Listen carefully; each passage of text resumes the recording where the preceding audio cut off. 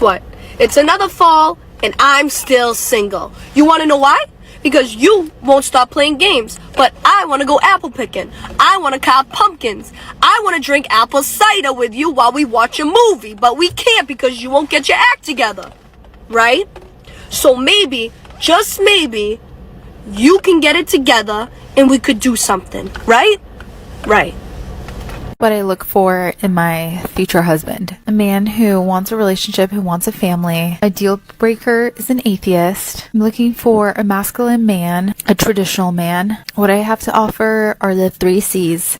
Cook, clean, and conceive. I am ready to devote myself to my husband and my kids, and to love them and take care of them with my... Ready. Take me out the dating pool. Marry me. Keep me as a stay-at-home one. Give me a greenhouse. Give me a garden. I'll take care of the rest. I will make sure all the grow food some is tomatoes. Now, don't expect me to take care of no farm animals, because that's more than a full-time job. But I will handpick all veggies and all fruit and make sure that it is fresh from the farm. I'll take care of the cleaning. I'll take care of the kids. I will take care of everything at this point. I do not give a fuck. Take me out. Lock me away. Throw away the key. I don't have to deal with people, and I don't have to deal with busting my ass just to receive the bare minimum in the professional field. Get me out.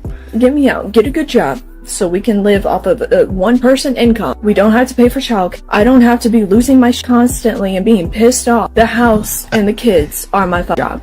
That's it. You think I'm joking? No, I'm so serious. Take me out of the dating pool. Do you take this man to be your... Yes. Yes, I do. I do. So this is day 5 of going out, trying to find a boyfriend, only using my looks and my body. It's day 1 in London, and I'm going shopping for a husband. Hi, this is me going on a hunt for a rich husband, downtown edition. We know where the men are on Sunday mornings. Okay, so your big sisters here have been trying with nice guys, with college guys, with humble guys, with everything. Nothing works. Everybody was just breaking my heart. So you know what? I'm just going with the rich guys. Well, at least I'm gonna cry my lips. Today we are in the most gorgeous and luxury hotel in Beverly Hills. So here's the secret. You don't need to be shy. Nobody cares about you. So just see the objective. We're gonna try next time. So now you don't want to go back to work. You just want to find a man that will marry you and provide for you and your children. How you want him to look? How you want him to look? How should this man look? He gotta be black. Okay. Hold on. I'm gonna write down all this. He gotta be like 6 feet. He gotta be 6 feet, right? About, yeah. He gotta make a certain amount of money? Yeah, he do. He gotta make over 100K. Over 100K. So black, 6 feet, over 100K. Could he have kids? Yeah, he can have kids. Yeah, might be have kids. Okay. So here he is, right here. This is the man for you. This is gonna be him. Black, 6 feet, over 100K. What's your address so I can send it to you in the mail? Women are the ones that get pregnant, have to give birth, risk their lives doing all of that, do most of the work when raising the kids. They take care of the home, do most of the cooking, have to be emotional support for everybody in the household. Men that are masculine and successful won't ask you to help them pay for anything. Before you guys start saying that women like this are gold diggers, my grandfather actually was not rich. He actually never once asked my grandmother to pay for anything. Men have their standards about wanting a beautiful woman, a physically beautiful woman, and women have their standards of wanting a man that will provide for them. Tell me which one sounds a little bit more superficial.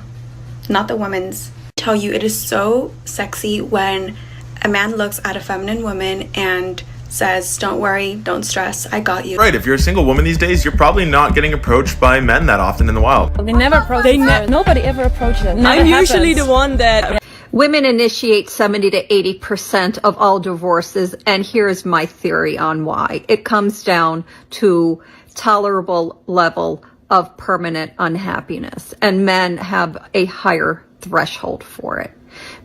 And this is based on really what I see in my comments on a daily basis. I see a lot of men who are divorced, who are angry divorced men, who have really negative things to say about their marriage and their ex-wives. And I always say to myself, well, if she was so awful for so many years, why did you stay? Men have a higher threshold for that permanent level of unhappiness. So men will be in an unhappy relationship, but they will stay because they don't want to bear the discomfort of the financial hit. They don't want to bear the discomfort of rebuilding a life. Instead, they'll check out. They'll, emotionally check out. They may physically check out or check in with another woman. They may throw themselves into work. They'll have a wife who's trying to connect, who isn't able to connect, who then becomes resentful and things fall apart until she gets to the point that she's so fed up and she files.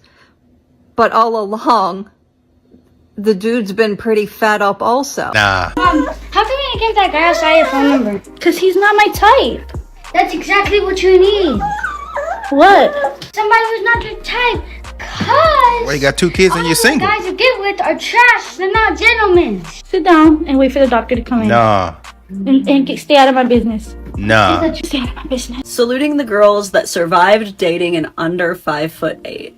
Someone got dumped by a 5'8" dude. See, stuff like this is always cope, because that 5'8" wasn't a problem when you picked him, was it? Nope. It's not like you didn't know how tall he was when you were playing tonsil hockey or letting him spawn in your pink fortress or go bam bam in your honey baked ham. No, it wasn't a problem while you were dating, but once he finally figured you out and dumped you, that's when it became a problem. Oh, and how do I know he dumped you? Because his height is the only thing you have on him. See, if he had done something wrong, that would have been mentioned long before the very average and non-problematic height. But no, you went straight for unchangeable physical characteristics. And you want to know the worst part is you're a public figure, so we all know who you're talking about, and we all know that you loved that man with your whole heart. You're fake acting tough because it actually broke your heart, but being a superficial isn't going to heal it. Only time and not being a superficial will heal a broken heart. Now please learn this lesson, because I don't want to come back here and explain why the 6 foot tall guy broke up with you too.